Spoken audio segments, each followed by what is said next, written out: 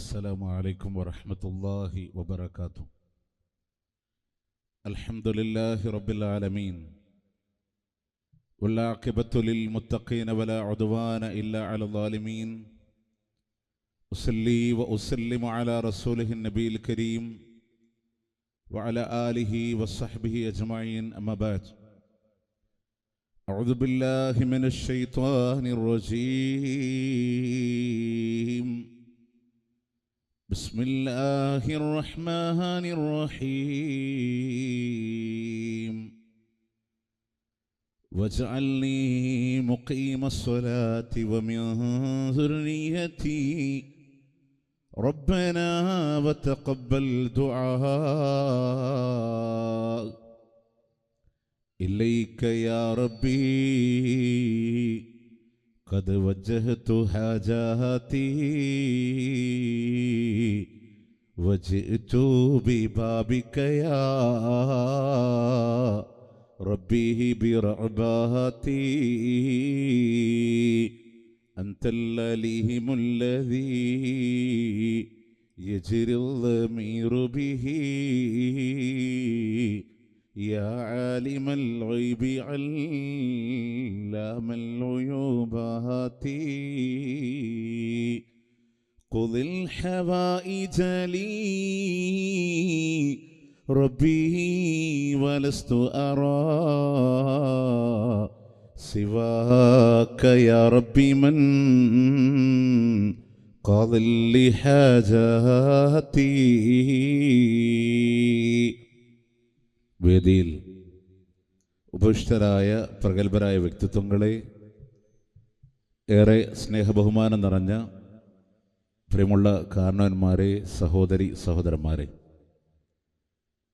അൽഹംദുലില്ലാഹ്, അള്ളാഹുവിൻ്റെ അതിമഹത്തായ അനുഗ്രഹത്താൽ കഴിഞ്ഞതിന് മുമ്പുള്ള റമദാൻ, അതിൻ്റെ മുന്നോടിയായി അഹ്ലുൻ റമദാൻ എന്ന പ്രോഗ്രാം ഈ ചെറവല്ലൂർ സംഘടിപ്പിച്ചപ്പോൾ ഇന്ന് ഉദ്ഘാടനം ചെയ്ത മസ്ജിദിന് വേണ്ടി വാങ്ങിയ ഭൂമിയിലാണ് ആ പ്രോഗ്രാം നടന്നത്. കഴിഞ്ഞ തവണയും ഞാനിവിടെ അഹ്ലുൻ റമദാൻ അവതരിപ്പിച്ചിരുന്നു. ആ സമയത്ത് പണി പുരോഗമിച്ചുകൊണ്ടിരിക്കുകയാണ്. അതുകൊണ്ട് തന്നെ തൊട്ടപ്പുറത്ത് സുലൈമാൻ സാഹിബിൻ്റെ വീടിൻ്റെ മുറ്റത്താണ് നമ്മൾ സംഘടിപ്പിച്ചത്. ഈ തവണ റമദാനിലേക്ക് കടക്കുമ്പോൾ അള്ളാഹുവിൻ്റെ തൗഫീഖോടെ വളരെ വേഗത്തിൽ തന്നെ ഈ മസ്ജിദ് ആരാധനയ്ക്ക് വേണ്ടി തുറന്നു കിട്ടാൻ നമുക്ക് തൗഫീഖ് അള്ളാഹു നൽകി. അൽഹംദുലില്ലാഹ്. പ്രിയമുള്ളവരെ, പകലിൻ്റെ സമയം ചൂട് കഠിനമാണ്. അസഹ്യമായ ചൂട് അനുഭവിക്കുമ്പോൾ അത് താങ്ങാൻ നമ്മളുടെ ശരീരങ്ങളെ കൊണ്ട് സാധ്യമാകാതെ വരുമ്പോൾ അതേ സൂര്യൻ, കത്തിജ്വലിക്കുന്ന സൂര്യൻ നാളെ തലക്ക് മുകളിൽ വന്നു നിൽക്കുന്ന ഒരു സാഹചര്യമുണ്ട്. അത് ഖിയാമത്തിൻ്റെ മഹ്ശറിലെ അവസ്ഥയാണ്. അന്ന് മനുഷ്യർ മുഴുവൻ പ്രയാസത്തിലൂടെ കടന്നു പോകുന്ന സാഹചര്യങ്ങളിൽ ലോകത്തിൻ്റെ പ്രവാചകൻ സല്ലല്ലാഹു അലൈഹി വസല്ലം ഒരു ഹദീസിൽ പറഞ്ഞു, സബഅത്തുൻ യുളില്ലുഹുമുല്ലാഹ് യൗമ ലാ ദില്ല ഇല്ലാ ദില്ലഹ്. അള്ളാഹുവിൻ്റെ തണലില്ലാതെ ഒരു തണലുമില്ലാത്ത ദിവസം 7 വിഭാഗം ആളുകൾക്ക് അള്ളാഹു പ്രത്യേകമായി തണൽ നൽകുന്നതാണ്. വേറെയും ഹദീസുകളിലൂടെ പല വിഷയങ്ങളും സൂചിപ്പിക്കപ്പെട്ടിട്ടുണ്ട്. അതിൽ 2ഉം 3ഉം പറഞ്ഞതാണ് ഇൻഷാ അല്ലാഹ് എനിക്കിവിടെ നിക്ഷിപ്തമായ വിഷയത്തിൽ ഊന്നി എനിക്ക് പറയാനുള്ളത്. അവിടെ പ്രവാചകൻ സല്ലല്ലാഹു അലൈഹി വസല്ലം പറഞ്ഞു, വശാബുൻ നശഅ ഫി ഇബാദത്തില്ലാഹ്. അള്ളാഹുവിനെ ആരാധിച്ചുകൊണ്ട് വളർന്നു വരുന്ന യുവാക്കളാണ്. മൂന്നാമതായി പ്രവാചകൻ സല്ലല്ലാഹു അലൈഹി വസല്ലം എണ്ണിയത് വറജുലുൻ ഖൽബുഹു മുഅല്ലഖും ബിൽ മസാജിദ്. അവൻ്റെ ഹൃദയം പള്ളികളുമായി ബന്ധപ്പെട്ട ആളുകളാണ്. പ്രിയമുള്ളവരെ, അള്ളാഹുവിനെ ആരാധിക്കുന്ന ഒരു യൗവന കാലഘട്ടം നമ്മളിലൂടെ കടന്നു വന്നാൽ, അള്ളാഹുവിൻ്റെ പള്ളികളോടൊരു ഹൃദയബന്ധം നമ്മളിലൂടെ സൂക്ഷിക്കുന്ന ഒരു സാഹചര്യം ഉണ്ടായാൽ, മഹാനായ പ്രവാചകൻ സല്ലല്ലാഹു അലൈഹി വസല്ലമ യഥാർത്ഥമായ മുഅ്മിനിന്റെ ലക്ഷണമായി എണ്ണിപ്പറഞ്ഞത് ഇന്തിളാറുസ് സ്വലാത്തി ബഅദസ് സ്വലാത്ത്. ഒരു നിസ്കാരം കഴിയുമ്പോൾ അടുത്ത നിസ്കാരത്തിന് അവനിങ്ങനെ കാത്തുകൊണ്ടിരിക്കാൻ. അവൻ്റെ ജോലിസ്ഥലമാണോ അടുത്ത വക്തിൽ അള്ളാഹിൻ്റെ പള്ളി എനിക്ക് വേണം. ഓരോ സമയത്തും അള്ളാഹുവിൻ്റെ പള്ളിയോടുള്ള ആത്മബന്ധങ്ങൾ, ആ പ്രകാശം എന്നിലേക്ക് കടന്നു വരണമെന്നാണ് മഹാനായ പ്രവാചകൻ സല്ലല്ലാഹു അലൈഹി വസല്ലം സുബഹിന്റെ നേരത്തെ പള്ളിയിലേക്ക് ഇങ്ങനെ കടന്നു പോകുമ്പോൾ അവിടെയും പ്രവാചകൻ ചെയ്തൊരു ദുആ ഹദീസുകളിലൂടെ സ്ഥിരപ്പെട്ടു വന്നതാണ്. അള്ളാഹുവിന്റെ പ്രവാചകനാണ് ദുആ ചെയ്യുന്നത്, അള്ളാഹു ആ പ്രകാശം എനിക്ക് തരണേ.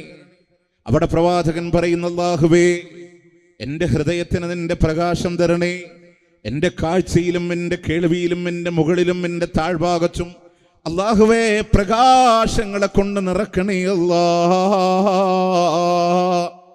ആ പ്രകാശം ലഭിക്കുന്നത് അല്ലാഹുവിന്റെ പള്ളികളിൽ നിന്നാണെങ്കിൽ ആ പള്ളിയുമായുള്ള ഹൃദയബന്ധമാണ്.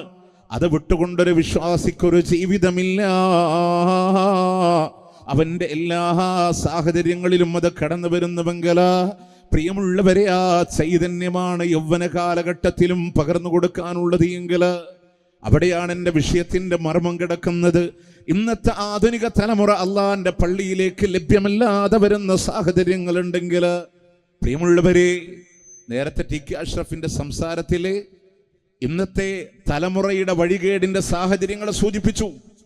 ആറ്റുനോറ്റ് വളർത്തിയ മാതാവിന്റെ കഴുത്തറുക്കാൻ മടിയില്ലാത്ത മക്കൾ മാറുമ്പോ, പിതാവിനെ നിഷ്ഠൂരമായി കൊല ചെയ്യപ്പെടുന്ന സാഹചര്യങ്ങളിലേക്ക് കടന്നു വരുമ്പോ, പ്രിയമുള്ളവരെ, ഫെബ്രുവരി മാസം 19 നമ്മൾ എത്തിയിട്ടുള്ളൂ. പെടുന്ന മേഖലയിൽ കൊണ്ടുവരാൻ അള്ളാഹുവിന്റെ പള്ളികളുമായുള്ള ബന്ധങ്ങളിൽ, ഇബാദത്തുകളുമായുള്ള ബന്ധങ്ങളിൽ ഒന്ന് ശ്രദ്ധിച്ചു നോക്കേ. വിശുദ്ധ ഖുർആനിലെ 14-ാമത്തെയും സൂറത്ത് ഇബ്രാഹിം അതിന്റെ 40-ാമത്തെ ആയത്തിൽ അള്ളാഹു സുബ്ഹാനഹു പറയാൻ, മഹാനായ ഇബ്രാഹിം നബി അലൈഹിസ്സലാമിന്റെ ദുആയുണ്ട്. ആ ഇബ്രാഹിം നബിയുടെ പ്രാർത്ഥന, അല്ലാഹുവേ എന്നെ നിനക്ക് വേണ്ടി ഇബാദത്ത് ചെയ്യുന്ന, വജഅൽനി മുഖീമസ്സലാഹ്, നിനക്ക് വേണ്ടി നമസ്കാരം നിലനിർത്തുന്നവനായി എന്നെ മാറ്റണേ അല്ലാ. നിനക്ക് വേണ്ടി നിസ്കാരം നിലനിർത്തുന്നവനായി എന്നെ മാറ്റണേ അല്ലാ. വീണ്ടും പറഞ്ഞത് വമിൻ ദുരിയത്തി, എന്റെ മക്കളിൽ നിസ്കാരം നിലനിർത്തുന്നവരായി മാറ്റണേ എന്നാണ്. അവിടെ മാത്രമല്ല, പുരാതനമായ ഹിജാസ് എന്ന് പറയുന്ന സംസ്ഥാനത്തിന്റെ മക്ക എന്ന് പറയുന്ന നാട്ടില് തന്റെ പ്രിയപ്പെട്ട മകനെ കൊണ്ടുപോയി യാത്രയാക്കുമ്പോ അവിടെയും വന്ന് ഇബ്രാഹിം നബി പറഞ്ഞ് നമസ്കാരം നിലനിർത്തുന്നവരാക്കി മാറ്റണേ അല്ലാ. പ്രിയമുള്ളവരെ, മാതാപിതാക്കളോട്, രക്ഷിതാക്കളോട് നമ്മുടെ മക്കളെ നമുക്ക് ഉപകാരപ്പെടണമെങ്കിൽ ഒന്നാമത് നടത്തേണ്ടത് പ്രാർത്ഥനയാണ്. മഹദിയായ മറിയം ബീവിക്ക് വേണ്ടിയുള്ള പ്രാർത്ഥന നടക്കുന്നത് ഗർഭകാലഘട്ടങ്ങളിലാണെങ്കിൽ പ്രിയമുള്ളവരെ, ആദ്യ കാലഘട്ടങ്ങളിലെ അവർക്ക് വേണ്ടി ദുആ ചെയ്യാൻ നോക്കണേ. വിഗ്രഹങ്ങളെ ആരാധിക്കുന്നതിൽ നിന്ന് എന്റെ മക്കളെ രക്ഷപ്പെടുത്തണമെന്ന് ഖലീലുല്ലാഹ് ഇബ്രാഹിം അലൈഹിസ്സലാത്തു വസ്സലാം ദുആ ചെയ്തിട്ടുണ്ടെങ്കിൽ, അതുപോലെ തന്നെ എന്റെ മക്കളെ നമസ്കാരം നിലനിർത്തുന്നവരാക്കി മാറ്റണമെന്ന് ദുആ ചെയ്തിട്ടുണ്ടെങ്കിൽ, ആ ഇബ്രാഹിം നബിയുടെ മക്കളെ സ്വാലിഹീങ്ങളായിരുന്നു.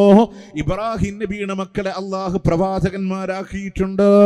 ഇബ്രാഹിം നബിയുടെ മക്കളെ അള്ളാഹ്ക്ക് വേണ്ടി ആരാധന ചെയ്യുന്നവരാക്കി മാറ്റിയിട്ടുണ്ട്. ഇബ്രാഹിം നബിയുടെ മക്കളെ അള്ളാഹു മുന്നിൽ നിന്ന് നയിക്കുന്ന നേതാക്കന്മാരാക്കി മാറ്റിയിട്ടുണ്ട് എന്ന് അള്ളാഹുവിന്റെ ഖുർആൻ തന്നെ പറയുമ്പോ, പ്രാർത്ഥന നടത്തുക എന്ന് പറയുന്ന അടിസ്ഥാനപരമായ ഉത്തരവാദിത്വങ്ങൾ മക്കൾക്ക് വേണ്ടി നിലനിർത്താൻ ആരാധനയിലൂടെ രക്ഷിതാക്കളോട് അവരും അല്ലാഹുവിന്റെ പള്ളികളിലേക്ക് കടന്നു വരുമ്പോ അവരുടെ മക്കളെയും ചേർത്ത് പിടിക്കാൻ. അതുകൊണ്ടല്ലേ കുല്ലു മൗലൂദിൻ യൂലദു അലൽ ഫിത്ര, ശുദ്ധ പ്രകൃതിയിലാണ് എല്ലാ മക്കളും ജനിച്ചു വീഴുന്നതെങ്കിൽ അവരെ കേടുവരുത്തുന്നതാരാ? അവരുടെ മാതാപിതാക്കളാണ്. അവരുടെ മാതാപിതാക്കളാണ്. നമ്മൾ നിസ്കരിക്കുന്നവരാണെങ്കിൽ നിങ്ങൾ ആലോചിക്കുക, നമ്മുടെ മക്കൾ ചെറിയ പ്രായത്തിൽ അവർക്ക് വസ്ത്രം ധരിക്കാൻ പോലും പ്രാപ്തി നേടാത്ത കാലഘട്ടങ്ങളിലും അവർ നമ്മുടെ കൂടെ നിന്ന് നമസ്കരിക്കുന്നത് കാണാൻ പറ്റും.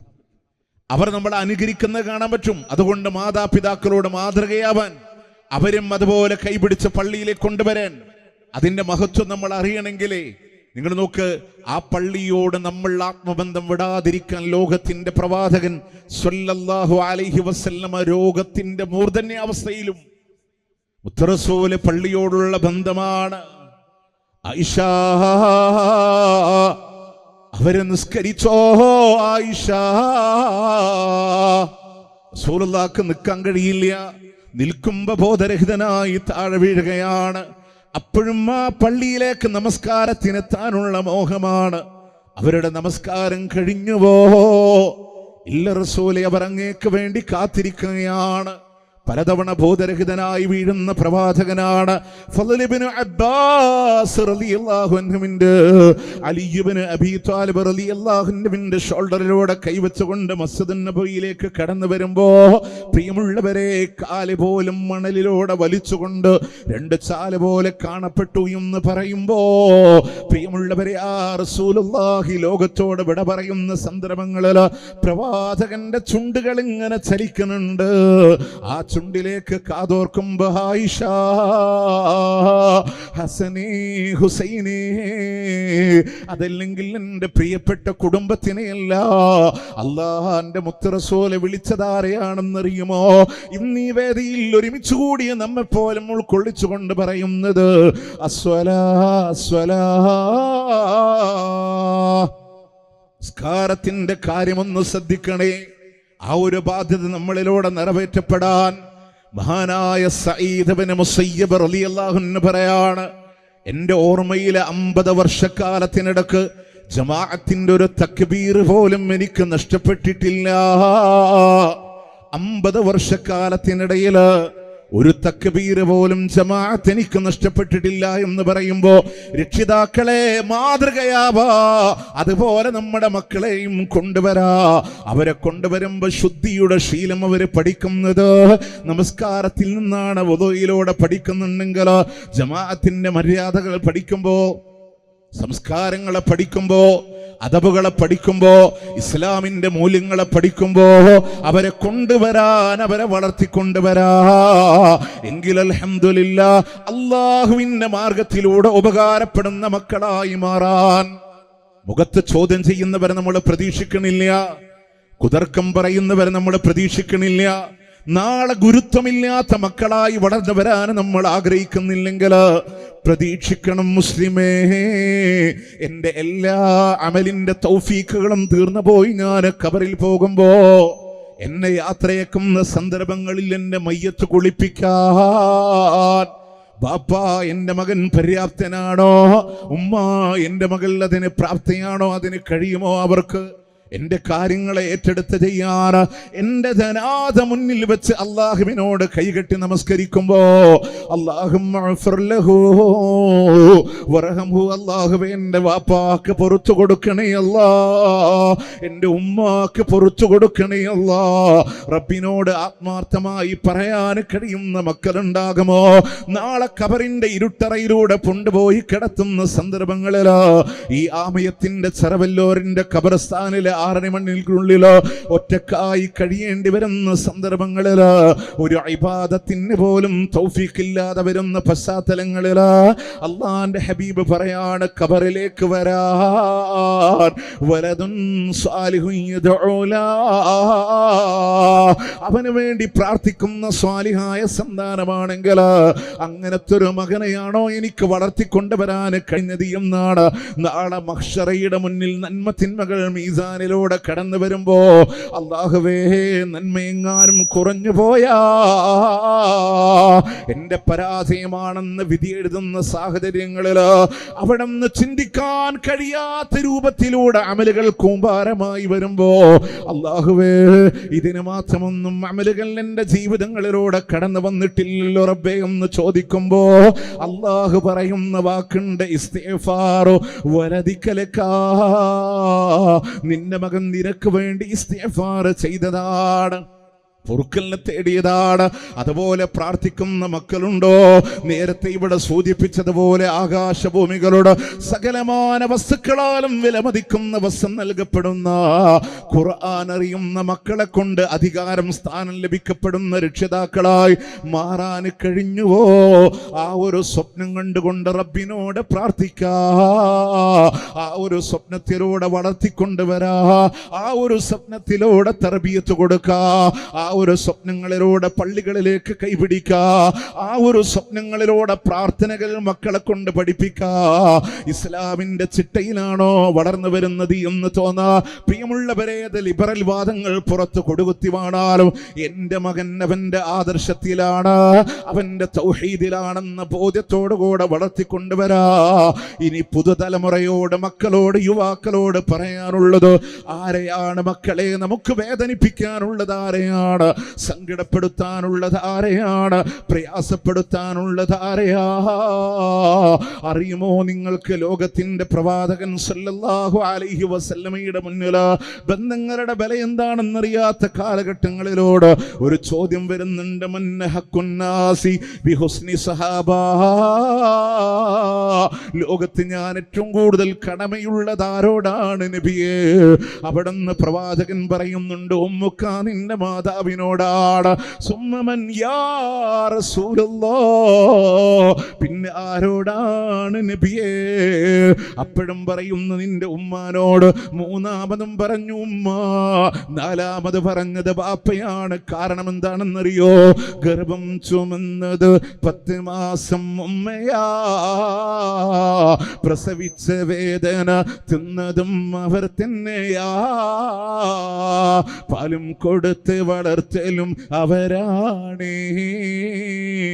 ഈ 3 കാര്യം ബാപ്പയിൽ ഒഴിവാണേ. പ്രയാസത്തിന് മേലെ പ്രയാസം ചുമന്ന് ഗർഭം ചുമന്നതുമ്മയാ. മരണസമാനമായ വേദന കൊണ്ട് നിന്നെ പ്രസവിച്ചതുമ്മയാണ്. പ്രിയമുള്ളവരെ, 2 വർഷക്കാലം പാലൂട്ടി വളർത്തിയതും ഉമ്മയാ. ഇന്ന് ഉമ്മാന്റെ മുഖത്ത് നോക്കി അവിടുന്ന് മോശപ്പെട്ട സംസാരങ്ങൾ നടത്തുന്നുണ്ടെങ്കിലോ, അവരോട് മോശപ്പെട്ട രീതിയിലൂടെ പെരുമാറുന്നുവെങ്കിലോ, ഓർക്കണേ പ്രിയമുള്ളവര്, ഒരു കാലഘട്ടം നമ്മളുടെ മുമ്പിലൂടെ കടന്നു പോയിട്ടില്ലയോ? ഒരു കാലഘട്ടം നമ്മളുടെ മുമ്പിലൂടെ കടന്നു പോയിട്ടില്ലയോ? 15 വയസ്സിനിടയിൽ ഏറ്റവും കൂടുതൽ ഉപയോഗിച്ച പദം പോലും ഉമ്മ.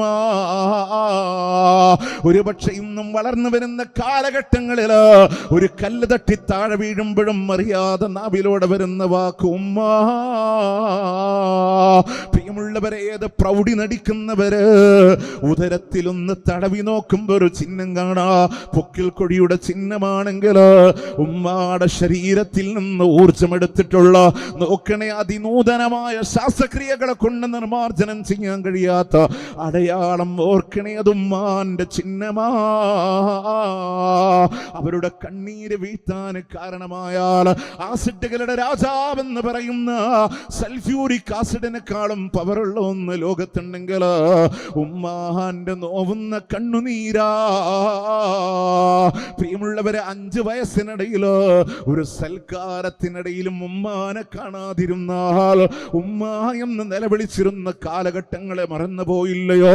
മനസ്സിലൊന്ന് ഓർമ്മ കൊണ്ടുവരാനായി പറയുകയാണ്. ആ ജീവിതം എന്താണെന്നറിയുമോ നിങ്ങൾക്ക് പ്രിയമുള്ളവര്? അല്ലാഹുവിന്റെ ഖുർആൻ തന്നെ പറയാണ്, ഓർക്കണേ, നിങ്ങൾ ബാപ്പാന്റെ സ്ഥാനത്തിന് മുമ്പ് 3 കാര്യം ഉമ്മാനെ പറഞ്ഞത് എന്തിനാണെന്നറിയോ? ആ 3 കാര്യം നിങ്ങൾ കാണാതെ പോകുന്നുണ്ട് ജീവിതങ്ങളിലോട്. പ്രയാസത്തിന് മേലെ പ്രയാസം ചുമന്നുകൊണ്ടാ ഉമ്മ നിങ്ങളെ ഗർഭം ചുമക്കുന്നതെങ്കിലോ, പ്രിയമുള്ളവരെ, ഈ ചെറവല്ലൂരിന്റെ മണ്ണിൽ നിങ്ങളോട് പറയാ, വയറിന്റെ മേലെ കല്ല് വെച്ച് കെട്ടി അങ്ങാടിയിലൂടെ നടക്കാൻ പറഞ്ഞ കഴിയൂലല്ലോ നമുക്ക്. പ്രിയമുള്ളവരെ, 9 മാസം കഴിയുമോ? കുഞ്ഞിനെ ഉദരത്തിലൂടെ കൊണ്ടു നടന്ന ഉമ്മയില്ലയോ? അടുക്കളയിലൂടെ ഭക്ഷണം പാചകം ചെയ്യുമ്പോ, ജീവിതത്തിന്റെ ദിനചര്യകൾ ചെയ്യുമ്പോ, ഡ്രസ് വാഷ് ചെയ്യുമ്പോ മുഴു സമയങ്ങളും കൊണ്ട് നടക്കുകയാ. ഓരോരുത്തർക്കും കിടക്കാനൊരു ശീലമില്ലയോ? ഗർഭം ചുമക്കുന്ന കാലം മുതൽ ഡോക്ടറുടെ നിർദ്ദേശപ്രകാരമാണ് കിടക്കുന്നതെങ്കിൽ ത്യാഗം വലുതല്ലയോ? പ്രിയമുള്ളവരെ, കുഞ്ഞാദ്യമായി ഉമ്മാന്റെ വയറ്റിൽ അനക്കം തട്ടുമ്പോ, കുഞ്ഞു ചവിട്ടുമ്പോ ഉമ്മ ഞെട്ടുന്നുണ്ടെങ്കിൽ, അതിന്റെ വേദനയുണ്ടെങ്കിൽ, തന്റെ കുഞ്ഞു ചവിട്ടാതിരിക്കുമ്പോഴാ ഉമ്മാക്ക് സങ്കടം വരുന്നതെങ്കിൽ, അങ്ങനെ നിങ്ങൾ ഗർഭം ചുമന്ന ഉമ്മയാ. മരണസമാനമായ വേദന കൊണ്ടല്ലയോ പ്രസവിച്ചു പോയിട്ടുള്ളത്? പ്രിയമുള്ളവരെ, ശരീരത്തിന്റെ എല്ല് പൊട്ടുമ്പോ വേദനയാണെങ്കിൽ 22 അസ്ഥികൾ ഒരേ സമയം പൊട്ടുന്ന വേദനയാ ഉമ്മ അനുഭവിച്ചു പോകുന്നത് എന്നുണ്ടെങ്കിൽ, കുഞ്ഞിന്റെ കരച്ചില് കേൾക്കുന്നതോടുകൂടെ മറന്നില്ലയോ? കുഞ്ഞിന്റെ കരച്ചില് കേൾക്കുന്നതോടുകൂടെ മറന്നില്ലയോ? പുതിയ മക്കൾ പറയും സിസേറിയനല്ലേ, വേദന ഒന്നും അറിഞ്ഞിട്ടില്ല. പ്രിയമുള്ളവരെ, അള്ളാന്റെ ഖുർആൻ പറയാണ് ഫീ ദുലുമാതിൻ സലാസ്, 3 ഇരുട്ടറകളിലാണ് ഗർഭാശയമുള്ളത് എങ്കിൽ ആ 3 അറകളും കീറിയിട്ടാണ് നിന്നെ പുറത്തെടുക്കുന്നത് എങ്കിൽ 3 അറകളും തുന്നിച്ചേർത്ത് കൊണ്ടാണ് ഉമ്മാന്റെ വയറിനെ പഴയ രൂപത്തിലേക്ക് കൊണ്ടുവന്നത് എങ്കിൽ അതിന്റെ അനസ്തേഷ വിടുമ്പോ, അതിന്റെ തരിപ്പ് വിടുമ്പോഴുള്ള വേദനയുണ്ടല്ലോ, ആദ്യമായി ലോകത്തിന്റെ മനോഹരമായ മുഹൂർത്തത്തിന് വേണ്ടി അതോർക്കുമ്പോ കുഞ്ഞിന്റെ ചുണ്ടിലേക്ക് മാതാവിന്റെ മുലപ്പാല നുകരുന്ന നിമിഷമില്ലയോ, വേദന കൊണ്ട് ചെരിഞ്ഞു കിടക്കുന്ന ഉമ്മ അനുഭവിക്കുന്ന വേദന.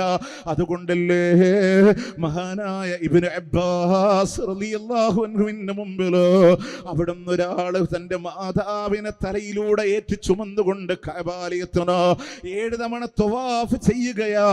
മഹാനായ ഇബ്നു ഉമർ റളിയല്ലാഹു അൻഹുമാ അദ്ദേഹത്തിന്റെ മുന്നിൽ വന്ന് ഉമ്മാനെ ഇറക്കി വെച്ച് ചോദിക്കുന്നുണ്ട്, എന്റെ പ്രിയപ്പെട്ട ഇബ്നു ഉമർ, എന്റെ മാതാവിനെ ഗർഭം ചുമന്നതിന് ഈ കഅബാലയത്തിന് ഞാൻ തവാഫ് ചെയ്തിട്ടുണ്ടെങ്കിലോ അതിന് പകരമാകുമോ എന്ന് ചോദിക്കുമ്പോ പറയാണ്, വലാ തുൽഖത്തും വാഹിദ,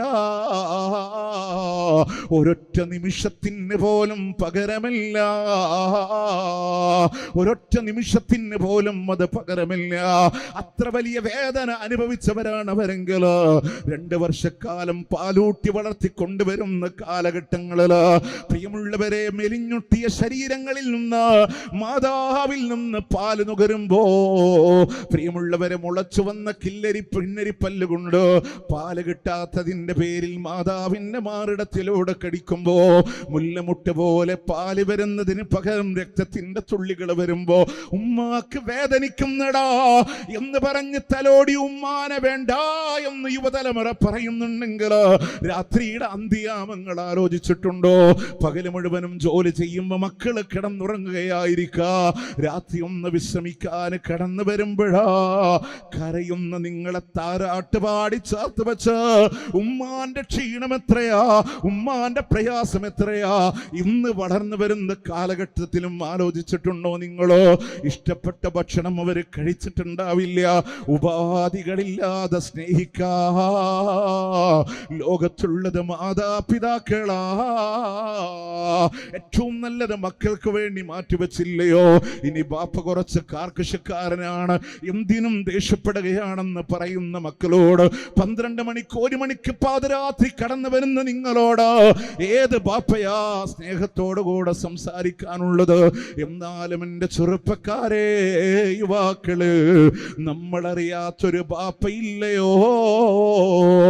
പാതിരാത്രി കടന്നു വരുമ്പോ ബാപ്പ കിടക്കുന്ന റൂമിൽ നിന്ന് ശബ്ദമുണ്ടാക്കാതെ ഡോറ് തുറന്നു കിടന്ന ഉമ്മയില്ലയോ? പിന്നിൽ നിന്ന് മകൻ വന്ന് സ്വീകരിക്കുകയാണ്. പുതപ്പിട്ട് മൂടിക്കൊടുത്ത ബാപ്പാന്റെ റൂമിലേക്ക് തിരിച്ചു ചെല്ലുമ്പോ ശബ്ദമുണ്ടാക്കാതെ അദ്ദേഹം അറിയുമോ എന്ന ഭയം കൊണ്ട് ഡോർ ലോക്ക് ചെയ്തു ബാപ്പാന്റെ ചാരത്ത് വന്ന് കിടക്കുമ്പോ നിശയുടെ നിശബ്ദതയിൽ രാത്രിയിലെല്ലാം ശപിക്കുന്ന ബാപ്പാന്റെ ചോദ്യമുണ്ട്, അവനെന്തെങ്കിലും കഴിച്ചിട്ടുണ്ടോടി എന്ന് ചോദിക്കുന്ന ബാപ്പാന യുവാക്കളെ നമ്മൾ അറിഞ്ഞിട്ടില്ല. നല്ല ഭക്ഷണം അവര് കഴിച്ചിട്ടില്ല, നല്ലതൊന്നും അവര് സ്വന്തമായി സ്വീകരിച്ചിട്ടില്ല. ഒരുപാട് നാള് പ്രവാസ ലോകങ്ങളിലൂടെ ജീവിച്ചൊരു മനുഷ്യന്റെ സ്വപ്നം എന്താണെന്നറിയോ? ഒരു ഷവായ കഴിക്കണമെന്നാണ്. പ്രിയമുള്ളവർ, ഒരുപാട് നമ്മൾ കഴിച്ചവരായിരിക്കാം, അവിടെ അറബ് നാട്ടിൽ അതൊരു പ്രയാസമല്ല. എന്നിട്ടും കുടുംബത്തിന് വേണ്ടി സ്വരൂപിച്ചവരാണ് അവരെങ്കിലോ അവരുടെ സ്നേഹത്തോട് തുലനം ചെയ്യാ ഇന്ന് ബാപ്പയുണ്ട് ഉമ്മയുണ്ട് വിലയറിയുന്നില്ല എങ്കിൽ ഒരു കാലഘട്ടത്തിൽ അവരെങ്ങാനും നഷ്ടപ്പെട്ടു പോയാൽ ഉമ്മ ഓതി അടയാളം വെച്ചത് ഉമ്മാന്റെ കാലടിപ്പാടുകള് എല്ലാം നമ്മുടെ മനസ്സിനെ നോവിക്കുന്ന അല്ലാഹുവേ, എൻ്റെ ഉമ്മയുണ്ടായിരുന്നെങ്കിൽ എന്റെ ഉമ്മയുണ്ടായിരുന്നെങ്കിലല്ലാ. എന്നെ അറിയുന്ന നിങ്ങളോടൊന്നുകൂടെ പറയാണ്, ഒരുപക്ഷെ പ്രബോധന മേഖലകളിലൂടെ ജീവിക്കുന്നവരാണ് നമ്മളെങ്കിലോ ഒരുപക്ഷെ നമ്മളുടെ യാത്ര തുടങ്ങുമ്പോ ഭാര്യ വിളിക്കും, എപ്പോഴാ വരിക? അത് ചോദിക്കാറുണ്ട് ഭാര്യ. എത്തേണ്ട സമയത്ത് എത്തിയില്ലെങ്കിൽ വീണ്ടും വിളിക്കും, എത്തിയില്ലയോ? പക്ഷെ ഉമ്മാനെ അറിയുമോ നിങ്ങൾക്ക്? എപ്പോഴാണ് പുറപ്പെട്ടതെന്ന് അവർക്കറിയണമെങ്കിലോ എന്താണ് കഴിച്ചതെന്ന് അറിയണമെങ്കിൽ കഴിയണമെങ്കിൽ പ്രിയമുള്ളവരെ, കോട്ടയം ജില്ലയിൽ നിന്ന്, തിരുവനന്തപുരത്ത് നിന്ന്, കാസർഗോഡ് നിന്ന് ഈ ചങ്ങരംകുളത്തിന്റെ പ്രാന്തപ്രദേശങ്ങളിലേക്ക് എന്റെ യാത്ര തിരിക്കുമ്പോ എന്റെ നാടായ പഴുന്നാനയിലൊന്ന് ഇടിവെട്ടിയ ഉമ്മ വിളിക്കും ഫോണിലേക്ക് സൂക്ഷിച്ചു വരണ. മഴയുണ്ടോ എന്ന് ചോദിക്കുന്നത് ഉമ്മയാ, കാറ്റ് വീശുമ്പോഴും വിളിക്കുന്നത് ഉമ്മയാണ്. അതിനെ ചോദിക്കാൻ ഉമ്മയല്ലാതെ ലോകത്ത് മറ്റാരുമില്ലെങ്കിൽ അവരുടെ ശരീരത്തിന് പോലും അവർ നോക്കിയിട്ടില്ലല്ലോ പ്രിയമുള്ളവരോ. അതുകൊണ്ട് തന്നെ നോക്കണേ, നിങ്ങൾ അവിടുന്ന് ഭാരതപ്പുഴയിലോ പാലത്തിന്റെ മുകളിൽ നിന്ന് മാതാവിന് താഴേക്കെറിഞ്ഞു പോയ മകനെ പോലീസ് സ്റ്റേഷനിലൂടെ കൊണ്ടുവരുമ്പോ മക്കളോട് നമ്മളുടെ ഉമ്മയാരാ ബാപ്പയാരാണെന്ന് തിരിച്ചറിയാൻ, ഭാരതപ്പുഴയുടെ പാലത്തിന്റെ മുകളിൽ നിന്ന് ഒരു ഉമ്മാന മകൻ സ്വത്തിന് വേണ്ടിയിട്ട് താഴേക്ക് വലിച്ചെറിയാൻ, അവിടെ താഴെ മീൻ പിടിക്കുന്ന ആളുകളുടെ ശ്രദ്ധയിൽപ്പെട്ടതുകൊണ്ട് ആ ഉമ്മ രക്ഷപ്പെടാൻ പോലീസ് സ്റ്റേഷനിൽ ആ മാതാവിനെ കൊണ്ടുവന്നു, മകനെ കൊണ്ടുവന്നു. ഉമ്മയുടെ മുന്നിൽ വെച്ച് പോലീസുകാർ ആ മകനെ തല്ലുമ്പോൾ ഉമ്മ പറഞ്ഞു, സാർ അവനെ തല്ലല്ലേ സാറേ, അതെൻ്റെ മോനാണ്, അതെൻ്റെ മോനാണ്. അങ്ങനത്തെ ഒരു ഉമ്മ നിങ്ങൾ കണ്ടിട്ടുണ്ടോ പ്രിയമുള്ളവരെ? അതല്ലേ നമ്മുടെ ഉമ്മമാർ. മലയാള സാഹിത്യങ്ങളിൽ നമ്മൾ വായിച്ചു പോകുന്നൊരു ഭാഗമുണ്ട്. ക്രൂരനായൊരു മകൻ തൻ്റെ മാതാവിനെ കൊലപ്പെടുത്തി മാതാവിൻ്റെ കരൾ പറിച്ചോടുമ്പോൾ ഒരു മരത്തിൻ്റെ വേര് തട്ടി ആ മകൻ താഴെ വീഴുമ്പോൾ കുപ്പിയിലുള്ള കരൾ ചോദിച്ചു, അത്രേ മോനെ നിനക്ക് വേദനിച്ചോന്ന്. ഒരു മാതാവ്, ഇത് കരൾ സംസാരിക്കില്ല നമുക്കറിയാം, പക്ഷേ ഒരു മാതാവിൻ്റെ മനസ്സെന്താണെന്ന് മനസ്സിലാക്കാൻ, ഒരു മാതാവ് എന്താണെന്ന് തിരിച്ചറിയാൻ ആ ഉമ്മാന്റെ മനസ്സിനെയാണ് നമ്മൾ നോവിച്ചത്, ആ ഉമ്മാന്റെ മനസ്സിനെയാ വേദനിപ്പിച്ചത്. ഏതോ ഒരു പോലീസ് സ്റ്റേഷന്റെ വരാന്തയിൽ നമ്മുടെ ഉമ്മാനെ നമുക്കറിയോ, വീടിന്റെ പുറത്തേക്ക് അവർ ഇറങ്ങി പരിചയം ഉണ്ടാവില്ല, വാപ്പാന്റെ കൈ പിടിച്ചിട്ടല്ലാതെ പുറം ലോകത്തിന് അവർക്ക് പരിചയം ഉണ്ടാവില്ല. പക്ഷേ ഏതെങ്കിലും ഒരു പോലീസ് സ്റ്റേഷന്റെ വരാന്തയിൽ വന്ന് പോകല്ല മോളെ എന്ന് മറ്റൊരാളുടെ കൂടെ ഇറങ്ങിപ്പോകുന്ന മകളെ നോക്കി കരയുന്ന ഉമ്മാനെ അറിയോ മക്കളെ? നിങ്ങൾക്ക് വില നമ്മൾ മനസ്സിലാക്കിയിട്ടുണ്ടാവില്ല. തലശ്ശേരിയുടെ പോലീസ് സ്റ്റേഷന്റെ വരാന്തയിൽ നിലത്ത് കിടന്ന് കരഞ്ഞ ഉമ്മാന്റെ മുഖം ഇന്നും ഓർമ്മയാ. പോകല്ല മോളെ എന്ന് കരയുമ്പോ, മക്കളെ നിങ്ങൾ അറിയുന്നുണ്ട്, എനിക്ക് 18ആയി 21ആയി എന്ന് പറഞ്ഞ് ഈ ഉമ്മാനെ വേണ്ട ബാപ്പാനെ വേണ്ട എന്ന് പറയുമ്പോ ആ ഉമ്മാന്റെ മനസ്സെന്താണെന്ന് ഓർത്തിട്ടുണ്ടോ? പ്രിയപ്പെട്ടവന്റെ തോളത്തേക്ക് ചാരിക്കടന്ന് കണ്ണീര് പൊഴിച്ച് അവൻ നിനക്ക് ഞാനില്ലേ എന്ന് പറഞ്ഞ് ബാപ്പ ഉമ്മാനെ താങ്ങിപ്പിടിച്ച് തിരിച്ച് വണ്ടിയിലേക്ക് വാഹനത്തിൽ നടക്കുന്നുണ്ടെങ്കിൽ, പ്രബുദ്ധ കേരളമേ, അവിടുന്ന് സാക്ഷരായ വിദ്യാർത്ഥി സമൂഹമേ, എവിടെയാ നമ്മളുള്ളത്? അറിവെവിടെയും പൂർണ്ണാവണില്ലേട്ടോ, അറിവെവിടെയും പൂർണ്ണാവണില്ലേട്ടോ. അവരോട് കയർത്തൊരു സംസാരിച്ച് വാക്ക് പറയുമ്പോ, അവരെ വേദനിപ്പിക്കുമ്പോ, അവരോട് കുത്തുവാക്ക് പറയുമ്പോ അവരുടെ മനസ്സ് വേദനിക്കാത്തത് കൊണ്ട് മാത്രമാണ്, അവർ അല്ലാഹുവിനോട് തിരിച്ചു പറയാത്തത് കൊണ്ട് മാത്രമാണ് നമ്മൾ നിലനിൽക്കുന്നത്. അതല്ലെങ്കിൽ എത്ര വലിയ പണ്ഡിതനാണെങ്കിലും, എത്ര വലിയ ഇബാദത്ത് ചെയ്യുന്നവനാണെങ്കിലും അവിടെ രക്ഷയില്ലട്ടോ. ഇമാം ബുഖാരി അവിടുത്തെ സ്വഹീഹിൽ ഉദ്ധരിക്കുകയാണ്, സാഹിബ് ജുറൈദ് എന്ന് പറയുന്ന മനുഷ്യന്, നോക്കണേ, നിങ്ങളൊരു മലയുടെ മുകളിൽ ആരാധനയ്ക്ക് വേണ്ടി കഴിഞ്ഞുകൂടുന്നുവെങ്കിൽ എത്രയാ ആരാധനകൾ ചെയ്യുന്നത് അല്ലാഹ്ക്ക് വേണ്ടിയിട്ടാണ്. അതിനിടയിൽ ഉമ്മ വന്ന് വിളിക്കുന്നുണ്ട്, മോനെ ജുറൈജേ. അവിടുന്ന് ജുറൈജ് പറയാണ്, റബ്ബി ഉമ്മി വസ്സലാത്തി, എന്റെ ഉമ്മ വിളിക്കുന്നുണ്ടല്ലോ, ഞാൻ നമസ്കാരത്തിലാണല്ലോ. പ്രിയമുള്ളവരെ, ആ ഉമ്മാന്റെ വിളിക്കുത്തരമില്ലാതെ തിരിച്ചു വരികയാണ്. രണ്ടാമതും പോയി വിളിച്ചു, അപ്പോഴും നമസ്കാരമാണ്. മൂന്നാമത്തെ തവണയും ആ മാതാവ് മല കയറുമ്പോ ആ മകന്റെ മറുപടി കിട്ടാതെ വരുമ്പോ അല്ലാഹുവിനോട് പ്രാർത്ഥിക്കുന്നുണ്ടല്ലോ. ദുർവൃത്തകളായ സ്ത്രീകളുടെ മുഖത്ത് നോക്കിയിട്ടല്ലാതെ എന്റെ മോഹനെ മരിപ്പിക്കല്ലേ അല്ലോ. അറിയുമോ ചരിത്രത്തിന്റെ ബാക്കി ചിത്രം അറിയുമോ? ആ നാട്ടുകാർ അദ്ദേഹത്തിന്റെ ആരാധനകൾക്ക് തടസ്സം ചെയ്യാനായി ശ്രമിക്കുമ്പോ ആരുടെ ശ്രമങ്ങളും വിജയിക്കണില്ല. അവസാനം അവർ ഒരു വേശ്യയെ പറഞ്ഞേക്കുന്നുണ്ട്. ആ വേശ്യയുടെ പലവിധ ഇംഗിതങ്ങൾക്ക് പോലും ആ മനുഷ്യന് വഴങ്ങാതെ വന്നപ്പോ ആ വേശ്യയായ സ്ത്രീ ചെയ്ത പണി എന്താണെന്നറിയുമോ? ഒരാട്ടിടയനുമായി ശാരീരിക ബന്ധത്തിൽ ഏർപ്പെടുകയാണ്. അതിലവൾ ഗർഭിണിയാവുകയാണ്. എന്നിട്ടവൾ ജനങ്ങളോട് പറഞ്ഞു, എന്റെ കുഞ്ഞിന്റെ പിതാവ് ഇന്നാലിന്ന മനുഷ്യനാണ്, ഈ ജുറൈജ് എന്ന് പറയുന്ന മനുഷ്യനാണെന്ന് ജനങ്ങളോട് പ്രചരിപ്പിക്കുമ്പോ ആളുകൾ മുഴുവനും അദ്ദേഹത്തിന്റെ ആരാധനാ മണ്ഡപങ്ങളെ തകർത്തെറിയുകയാണ്. അദ്ദേഹത്തെ മോശക്കാരനായി മുദ്രകുത്തുന്നുവെങ്കിലോ, എത്ര വലിയ ആരാധന ചെയ്യുന്നവനാണെങ്കിലും ഉമ്മാന്റെ പ്രാർത്ഥന എതിരവന്ന ഫലിക്കാതെ കടന്നു പോകില്ല എന്ന ചിന്തയാണെങ്കിലോ അള്ളാഹു സംരക്ഷിച്ചത് എവിടെയാണെന്നറിയുമോ?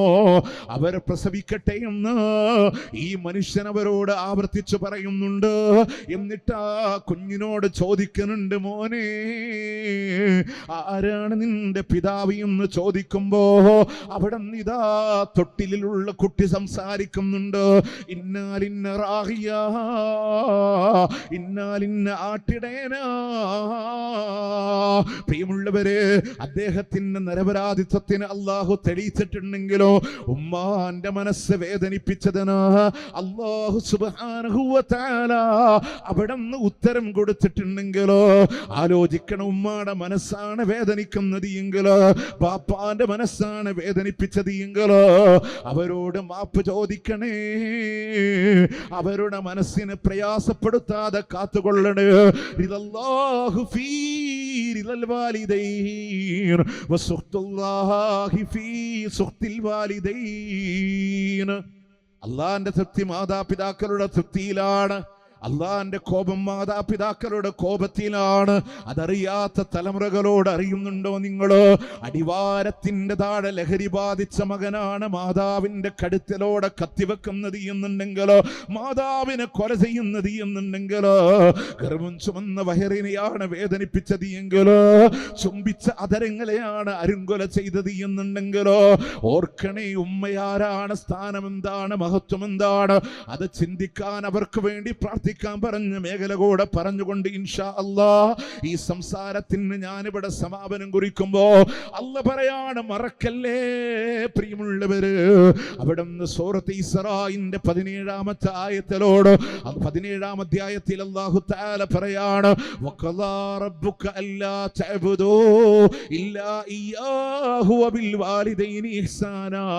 അല്ലാഹു നിങ്ങളോട് വിധിച്ചിരിക്കുന്നു, അവനെയല്ലാതെ ആരാധിക്കല്ല്, മാതാപിതാക്കളോട് നന്മ ചെയ്യണമെന്ന്. അള്ളാഹു അവിടെ പറഞ്ഞ വിഷയത്തിന്റെ ഒരു മർമ്മമാണ്. എല്ലാ നിലക്കും ഞാൻ പ്രാപ്തിയുള്ളവനാണെന്ന് വിശ്വസിക്കുന്ന കാലഘട്ടങ്ങളിൽ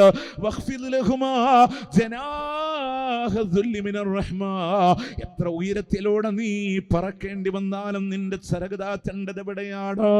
മാതാപിതാക്കളുടെ മുന്നിലോ. അവിടെ റബ്ബിനോട് ദുആ ചെയ്യേണ്ട ഒരു വാക്കുണ്ട്, നീ അവരൊക്കെ വേണ്ടി ദുആ ചെയ്യണം.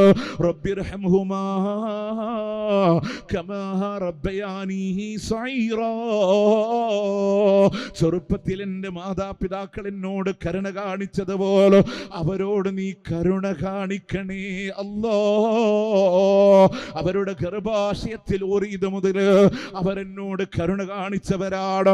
എന്നെ വളർന്നു വരുന്ന കാലഘട്ടങ്ങളിൽ പ്രിയമുള്ളവരെ മടക്കി പിടിച്ച കൈകളുമായി കരയാൻ മാത്രം അറിയുന്ന രീതിയിൽ ഒന്നിനും കഴിവില്ലാത്തവനായി ഒരു മൃഗത്തിന്റെ കോഴിക്കുഞ്ഞിന്റെ പോലും കഴിവില്ലാത്ത കാലഘട്ടങ്ങളിൽ എന്നോട് കരുണ കാണിച്ചവരാണ്, എന്നെ പരിപാലിച്ചവരാണ്, എന്നെ സ്നേഹിച്ചവരാണ്. അവരോട് അതുപോലെ കരുണ കാണിക്കണേ അല്ലാ. അവർക്ക് വേണ്ടി റബ്ബിനോടൊന്ന് ദുആ ചെയ്യാൻ പൂർവികര മനസ്സുകളിലൂടെ കൊണ്ടുവരണ. മഹാനായ സൈനുൽ ആബിദീൻ തന്റെ ഉമ്മാന്റെ കൂടെ ഭക്ഷണം കഴിക്കുന്ന സന്ദർഭങ്ങളിൽ റഹ്മത്തുള്ളാഹി അലൈഹി എന്തുകൊണ്ടാണ് മാതാവിന്റെ കൂടെ ഭക്ഷണം കഴിക്കുമ്പോ ഉമ്മ തീരുന്നത് വരെ കാത്തിരിക്കുന്നത് എന്ന് ചോദിച്ചപ്പോ പറയാണ്, ഉമ്മ ആഗ്രഹിക്കുന്ന ഭക്ഷണത്തില് ഞാൻ കൈവെക്കുമോ എന്ന ഭയം കൊണ്ടാണെങ്കിലോ. അങ്ങനെയുള്ള പൂർവികരുടെ പാതയാണ് നമുക്ക് വേണ്ടത്. ഇത്രയും ഇവിടെ അവസാനിപ്പിക്കുമ്പോ ഒന്നുകൂടെ പറഞ്ഞോട്ട്, എല്ലാവിധ മാതാപിതാക്കളോടുള്ള കടമകൾ പറയുമ്പോ അതിനു മുമ്പ് റബ്ബ് പറഞ്ഞൊരു വാക്കുണ്ട്, വഅബ്ദു ഫഅബ്ദുല്ലാഹ് വലാ തുശ്രികൂ ബിഹി ശൈആ. അല്ലാഹനെ മാത്രമായി ആരാധിക്കണേ, അവനോട് യാതൊന്നിനെയും പങ്കു ചേർക്കല്ല്. മാതാപിതാക്കളോട് നന്മ ചെയ്യണ്. വഖദാ റബ്ബുക അല്ലാ തഅബുദൂ ഇല്ലാ ഇയ്യാ. അവനെ അല്ലാതെ നിങ്ങൾ ആരാധിക്കല്ല്. മാതാപിതാക്കളോട് നിങ്ങൾ നന്മ ചെയ്യണ്. സഅദ് റളിയല്ലാഹു അൻഹുവിന്റെ വിഷയത്തിലും അല്ലാഹ് പറഞ്ഞു, മാതാപിതാക്കളുടെ മുന്നിൽ അല്ലാഹുവിന്റെ വഹദാനിയത്ത് മുറുകെ പിടിക്കാനാണ്. ചങ്ങരംകുളത്തിന്റെ തഖ്വാ മസ്ജിദ് കഴിഞ്ഞ പിന്നീട് ഇങ്ങോട്ടുള്ള യാത്രയിൽ കിട്ടും മസ്ജിദ് ഇവിടെയുള്ള പള്ളിയാണെങ്കിലോ ഈ പള്ളിക്കുള്ള പ്രത്യേകതയും അതേ വഹദാനിയത്ത് തന്നെയാ. വഅന്നിൽ മസാജിദ ലില്ലാഹ് ഫലാ തദ്ഉ മഅല്ലാഹി അഹദാ. അല്ലാഹുവിനുള്ള പള്ളിയുടെ പ്രത്യേകത, അല്ലാഹുവിന്റെ കൂടെ മറ്റാരോടും നിങ്ങൾ ദുആ ചെയ്യല്ലേ, പ്രാർത്ഥിക്കല്ലോ. പ്രിയമുള്ളവരെ, ആളുകൾ ചോദിക്കില്ല, ഒരുപാട് പള്ളികളില്ലേ ഈ നാട്ടിലോ, പിന്നെ എന്തിനാണ് ഒരു മസ്ജിദ് തൗഹീദ്? അത് ഭിന്നിപ്പുണ്ടാക്കാനില്ല, ആളുകൾക്കിടയിൽ അധികമല്ലോ. ഇവിടെയുള്ള സലഫികൾ പ്രശ്നമുണ്ടാക്കുന്നവരാണോ? അല്ല. അവിടെ നിന്ന് ഖുർആനിന്റെ ഹദീസിന്റെ പ്രമാണങ്ങളുടെ മാർഗങ്ങളിലൂടെ ആരാധന ചെയ്യാ. ആമയത്തിന്റെ പള്ളിയിലോ ചെറവല്ലൂരിന്റെ പള്ളിയിലോ പോയിട്ടോ ഇങ്ങനെ ആരാധന ചെയ്തേ പറ്റൂ എന്ന് പറഞ്ഞ് വാശി പിടിച്ച് ജനങ്ങളോട് തർക്കിക്കുന്നില്ല. അവര് മനസ്സിലാക്കിയ പ്രമാണങ്ങൾ ഇതാ. മുത്തുനബിയുടെ ചര്യക്കനുസരിച്ച് എങ്ങനെയാണോ എന്റെ റസൂൽ നിസ്കരിച്ചതോ, എങ്ങനെയാണോ നിസ്കാര ശേഷം ലോകത്തിന്റെ പ്രവാചകൻ പ്രാർത്ഥിച്ചതോ, എങ്ങനെയാണോ പ്രവാചകന്റെ പള്ളികളിൽ റമദാൻ, എങ്ങനെയാണോ റസൂലുള്ളാഹിന്റെ കാലത്ത് റമദാനിന്റെ 17കളോ, എങ്ങനെയാണോ പ്രവാചകന്റെ കാലഘട്ടങ്ങളിൽ റബീഉൽ ആഖിറുകളോ, ഈ പള്ളിമിനാരങ്ങളിൽ നിന്ന് ഖുർആനല്ലാതെ, ബാങ്കുലിയല്ലാതെ, പ്രമാണങ്ങളല്ലാതെ, ഹദീസുകളല്ലാതെ ഏതെങ്കിലും ഒരു പടപ്പിനോട് പോലും വിളിക്കുന്ന സന്ദർഭങ്ങളില്ല. ഒരുപാട് വിളികളെ പള്ളിമിനാരങ്ങൾക്ക് സാക്ഷ്യം വഹിച്ചവരാ നമ്മള്. എന്ന് പള്ളിമിനാരങ്ങൾ വിളിക്കുമ്പോ മുഹിയദ്ദീൻ ശൈഖിനെ നെഞ്ചിൽ വെച്ച മുജാഹിദുകളാണ് പറയുന്നത്, ഇജ്അൽ ഖൽബക മസ്ജിദാ എന്ന് ഞങ്ങളോട് പഠിപ്പിച്ച അബ്ദുൽ ഖാദർ ജീലാനി, ഹൃദയത്തെ പള്ളിയാക്കിക്കോ. ഫലാ തദ്ഉ മഅല്ലാഹി അഹദാ. അല്ലാഹുവിന്റെ കൂടെ മറ്റാരോടും നിങ്ങൾ ദുആ ചെയ്യല്ലേ. കാരണം അല്ലാഹ് പറഞ്ഞത് വഅന്നിൽ മസാജിദ ലില്ലാഹി എന്ന ആയത്താണ്. ഇത് പഠിപ്പിച്ച മുഹിയദ്ദീൻ ശൈഖിനെ ബഹുമാനിച്ചുകൊണ്ട്, അദ്ദേഹത്തെ അനുസരിച്ചുകൊണ്ട് തന്നെയാണ് ഈ പള്ളിയിൽ നിന്നും തൗഹീദ് അല്ലാതെ നമുക്ക് കേൾക്കാൻ കഴിയില്ല. ഇവിടെ പ്രിയമുള്ളവര്, പുരുഷന്മാരെ അല്ലാഹുവിന്റെ പള്ളി നിർബന്ധമാണ്. സ്ത്രീകളെ നിങ്ങൾക്ക് നമസ്കരിച്ചാൽ പ്രതിഫലമുണ്ട്. ഏതെങ്കിലും ഒരു പെണ്ണ് ചോദിക്കുകയാണ് നമസ്കരിച്ചു കൊള്ളട്ടെ എന്ന് അനുവാദം ചോദിച്ചാൽ,